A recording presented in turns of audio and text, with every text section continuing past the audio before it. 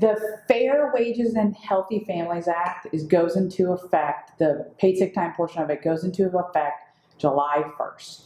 And there's a whole lot that every business needs to do to be prepared for those requirements. There's two different standards under the statute based on whether you have more than 15 employees or less than 15 employees.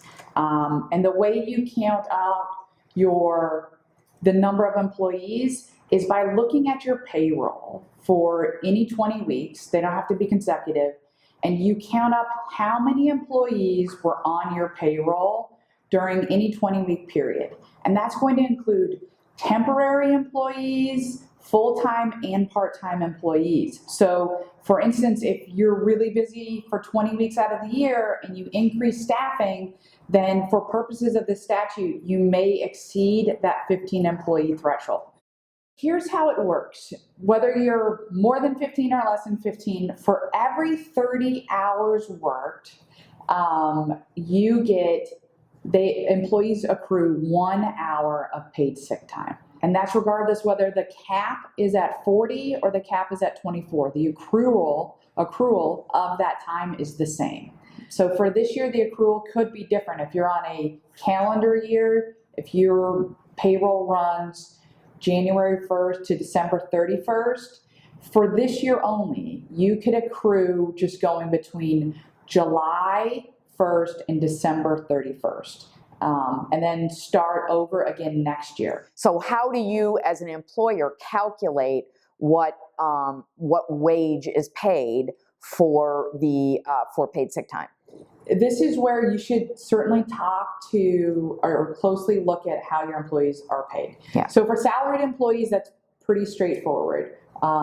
It's going to be the percentage of time that they work divided by their salary. So that's what you would do for a salaried employee. For people who just have a straight hourly rate, it's easy. It's just that hourly rate based on the amount of time that they work.